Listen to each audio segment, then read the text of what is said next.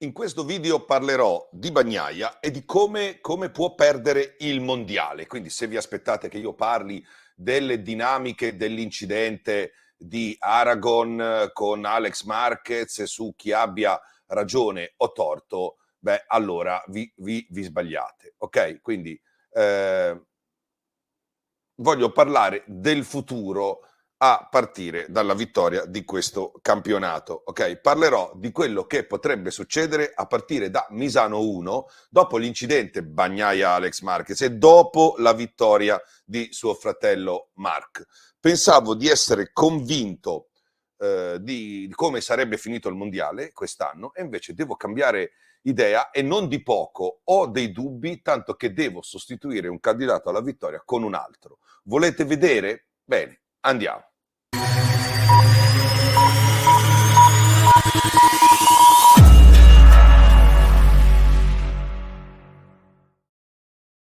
Bene, ciao da Mr. Helmet, eccoci qua. Diciamo che Aragon ha segnato una svolta, ok? Una svolta per un sacco di cose e ha un grosso significato per quello soprattutto che succederà quest'anno e poi anche l'anno prossimo, perché le due cose sono legate. In Ducati, quindi in MotoGP, perché Ducati è la MotoGP. Per parlare della domanda che ci faremo nel video, ovvero è cambiato qualcosa dopo la vittoria di Marc Marquez? Bagnaia vincerà sicuramente il campionato? Bene, per rispondere a questa domanda dobbiamo parlare prima del volo, dell'incidente di Aragon. Un pochino, non ci interessano le cause, ma quello che è successo dopo e gli effetti. Aragon ha segnato il momento dello sblocco di Marc Marquez, che è finalmente tornato alla vittoria, ma non solo, ha dominato, quindi è tornato ad una vittoria netta, indiscutibile, molto forte. I dati che avevano sconvolto Ducati e che l'avevano spinta a scegliere Marc Marquez sono diventati ad Aragon chiari per tutti, cioè le motivazioni. Okay? Adesso sono delle certezze, non sono più una scommessa azzardata e tutto il resto, ma sono un dato di fatto indiscutibile. Okay? E i piloti rosicano anche stampa e ultras pronti a ridare addosso a Marquez, avendo capito anche loro quello che aveva già capito Ducati, altrimenti Ducati non l'avrebbe preso. La cosa meschina però è che siccome non si può dare addosso a Marquez direttamente per la storia di Aragon, perché Marquez era proprio da un'altra parte, faceva un altro sport, era altrove fisicamente e sportivamente, allora si dà addosso a suo fratello, che non si capisce che cosa c'entri. Ok? I Marquez i Marquez si comportano così, questo è il DNA, loro fanno così, Alex ha fatto così, anche Marc ha fatto così, ha fatto il biscotto, anche Alex fa il biscotto, quindi Spagna contro Italia, queste cagate qui, ma non solo dai forum che non esistono più, i gruppetti, i social, le paginette, proprio anche Gazzetta si mette a scrivere Marquez contro Italia, addirittura scrive Marquez noto per la faida con Valentino. Va bene, queste stupidate qui. E questa è la prima debolezza di Bagnaia, ovvero il cavalcarle. Quindi e usare come prima tentata vittima, perché non è neanche riuscito a farne una vittima, se non per qualche povero hater, usare come tentata vittima Alex Marquez. Allora, su Bagnaia arrivano da Aragon i miei primi veri dubbi e arrivano per via del comportamento avuto proprio con Alex Marquez. Come prima cosa lo ha insultato, ok? Dicendo che lo aveva fatto apposta e che non era la prima volta. Non vere, offensive, diffamatorie, entrambe le considerazioni. Ok? Quindi molto deludente come pilota e come uomo, ma a noi interessa la parte del pilota, ognuno fa l'uomo che vuoi, noi non dobbiamo giudicare i piloti, non ci interessa. No? Da questo punto di vista Bagnaia è ancora più deludente e poco carismatico, cioè nella sua posizione non avrebbe dovuto mettersi a fare queste cose. Perché queste cose poi, fra l'altro, queste cose che ha detto che non avrebbe dovuto dire nella sua posizione, se le è dovute anche rimangiare su richiesta di Ducati, ma allo stesso tempo, e quindi ha dimostrato ancora la sua bassa statura su questo tema, mi dispiace, ha insistito sul tema dell'incidente. Okay? Quindi questo non deve aver fatto piacere al suo datore di lavoro, perché è una dichiarazione di guerra ed è una dichiarazione di insicurezza palese. Chi pensa che sia una furbata quella di aver tenuto il punto sull'incidente non ha capito niente, ok? Non ha capito niente. Di Bagnaia ho già detto che ha bisogno di un consulente di comunicazione, ok? Perché è dicotomico, cioè tagliato in due. Da un lato è mite, gentile, pacato, misurato, poco appariscente, piacevole, no? Per questo, per chi piace questo tipo di persona. Dall'altro è a volte arrogante, a volte piagnucoloso, a volte si comporta come se tutto gli fosse dovuto in quanto unico o più importante frequentatore della pista. La sindrome del figlio unico o del figlio della maestra. Okay? Il mio giudizio di Bagnaia su Bagnaia pilota, per quello che può valere, è che sulla Ducati sia uno dei piloti più veloci in pista e più forti degli ultimi 10 anni, e non scherzo, perché questo Bagnaia è. Oltre ad essere un campione, perché questo Bagnaia è, lo dicono i titoli, però è evidente che abbia come dei blackout sia in pista quando fa errori che uno non si aspetterebbe da lui, no? E per i quali lo critichiamo, proprio perché non ce l'aspettiamo, perché se no, se fossimo sicuri che è scarso non lo giudicheremmo, sia quando fa errori fuori dalla pista con delle cadute di carisma e di stile. La sensazione è che manchi di autorevolezza e punti tutto più che altro sulla autorità. L'autorità è qualcosa che ti dà una determinata situazione, un titolo, un ruolo, qualcuno che ti ci mette a capo, un qualcosa di scritto. L'autorevolezza è quella cosa che al di là dei titoli ti riconoscono gli altri, da fuori, no? Come può essere per un campione in carica e un campione che non è il campione in carica ma è ritenuto più campione, un esempio. Ok? Succede anche in ufficio, nelle squadre, negli spogliatoi, uno ha i titoli, ma il carisma, la credibilità, l'autorevolezza, la leadership ce l'ha un altro, ok? Ce l'ha qualcun altro. La mia sensazione è che quando Bagnaia decida di puntare su quello che è, come posso dire, su quello che pensa gli spetti, arriva a sembrare infantile e arrogante, ok? Proprio per via di questa autorevolezza che gli manca o che comunque non gli viene riconosciuta o che magari funziona su qualcuno sotto di lui nella gerarchia, ma con altri non funziona, ad esempio Marquez.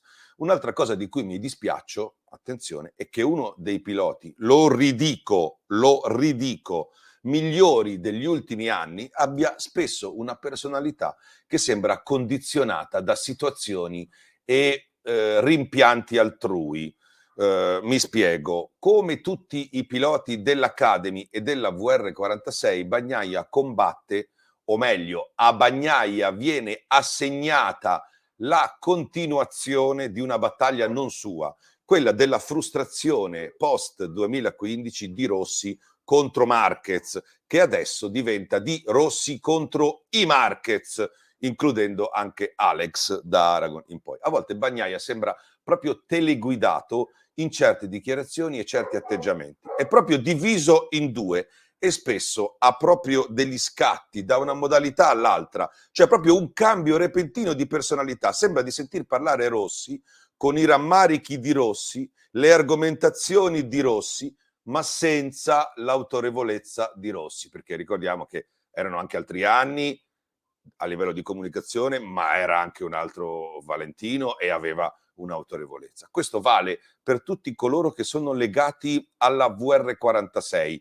sia fra i piloti, sia fra tutti quei pesciolini che sono i giornalisti, gli addetti ai lavori che gravitano, no? Però Bezzecchi, Migno, Pasini e tutti i giornalisti invitati al ranch in cerca di approvazione, pacca sulle spalle, buono pasto o panino nella stagnola, sono dei pedoni, ok? Bagnaia dovrebbe essere a livello di scacchiera un pezzo ben più pregiato, ok? Un altro livello, è un diverse volte campione del mondo è un pilota ufficiale di Ducati e deve decidere se è un dipendente Ducati o un dipendente eternamente grato a VR46. Ok, Ducati lo ha già costretto a ricordare da chi prende lo stipendio, ok? E gli ha fatto rimangiare le parole che aveva detto su Alex Marquez. Ripeto, il fatto che abbia chiesto scusa per le parole usate, ma abbia ribadito che continua a pensarla come prima sull'incidente, non depone a suo favore, anche se qualche cretino pensa che sia il contrario, che sia una prova di maturità. È il contrario, tutt'altro. Ok? VR e 46, lo ridico, per Bagnaia, ok, sono come Dio e i Marines. Dio è arrivato prima del corpo dei Marines e quindi a Gesù voi potete offrire il cuore, ma il vostro culo appartiene alla nostra arma. Bagnaia si deve decidere, ok? Ogni volta che c'è una situazione qualsiasi, il gruppo Academy VR46 e stampa di leccapiedi a seguito si muove in blocco, schierata dalla parte da cui deve stare, ok? Di uno di loro, adulandolo e parlando come faceva Valentino. Tutti i piloti dell'Academy parlano e si schierano come farebbe, come gli dice Valentino, tutta la stampa come Valentino, a livello proprio fantoziano, ok? È un bel direttore! Sì, una meravigliosa persona! È un santo! Un apostolo! Evviva il nostro direttore! Evviva! Evviva! Avete visto voi Marc Marquez parlare così tanto dell'incidente e schierarsi? Eppure c'è di mezzo suo fratello che incidentalmente è anche suo compagno di squadra. Ne avrebbe diritto, eppure quasi niente, meno del minimo. Allora, da questo ragionamento che ho fatto, parliamo dell'idea che ho cambiato in merito al vincitore possibile, potenziale del mondiale. Allora, fino ad Aragon ho pensato che Bagnaia fosse l'unico a poter veramente vincere il mondiale 2024 al 99,999 periodico per cento, a meno di una cazzata autoeliminante, ok? Bagnaia sarebbe stato campione del mondo, Bastianini e Martin sono uscenti e mai gli sarebbe stato consentito di portare il numero 1 altrove. Marquez, team clienti con la 23, anno di esperienza, di introduzione e pratica, e mai avrebbe potuto vincere. Ero sicuro di questo al 100%, però vedendo Bagnaia così in crisi, così impappinato, così nervoso, così frustrato, preoccupato, con un rapporto di sudditanza così marcato verso Marquez e la situazione, con una, come posso dire, una inferiorità, una paura di Marquez, perché dalla preoccupazione e dalla paura nascono, secondo me, certi comportamenti piagnucolosi, con tanto addirittura di Ducati che lo deve riportare all'ordine, comincia a cambiare idea. Cioè, vedendo il 2015 e il modo in cui Valentino si è autodistrutto,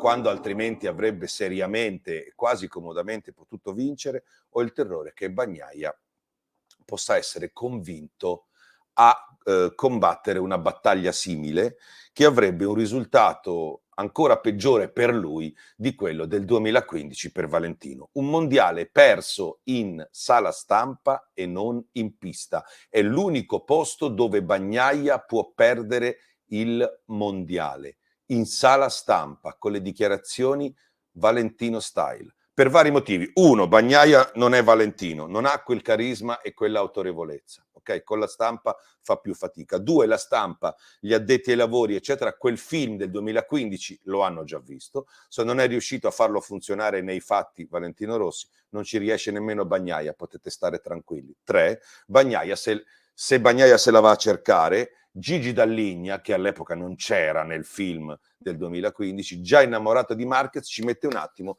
a dargli via libera per vincere il mondiale, magari non dico aiutandolo, ma non favorendolo, insomma, mettendolo alla pari. Non verrebbe nemmeno perso il numero 1 perché rimarrebbe in Ducati. E in più Dall'Igna potrebbe fare due cose. Potrebbe dire, visto che ho fatto bene a prendere Marc Marquez, eccolo lì, Seconda cosa, visto cari clienti che anche la GP23 è una moto top e guardate cosa vi do, che tanto si può vincere un mondiale, ok, Marc Marquez ma guida una GP23, visto quanto rosicherebbe in tutto questo Pramac se il titolo piloti lo vincesse qualcun altro, un team che non è il suo dopo anni che ci ha provato lui. Potrebbe essere anche un messaggio a Pramac. Ora io non credo che Ducati abbia questo malanimo nei confronti di Pramac, però ce lo metto insieme, ok? Quindi per questo motivo io da Aragon, anche se Misano andrà presumibilmente un po' meglio per Bagnaia e tutto il resto così, anche se non sono sicuro, da Aragon ho iniziato a pensare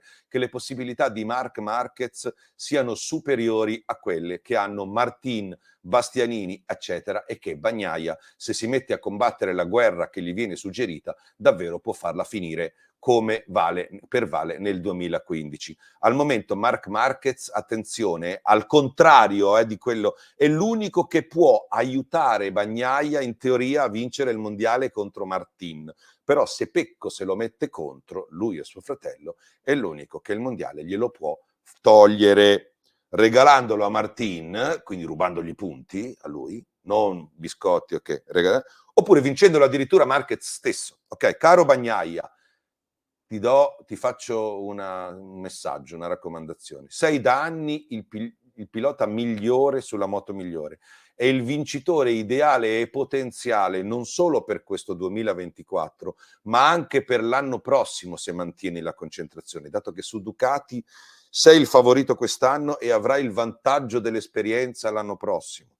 Se fai quello che sai fare bene in pista, se fai il Bagnaia che conosciamo in pista, non mi sembra il caso, caro Bagnaia, di perdere in sala stampa un mondiale che puoi vincere in pista solo perché ti metti a combattere una battaglia che non è la tua. Ok? Ciao da Mr. Helmet.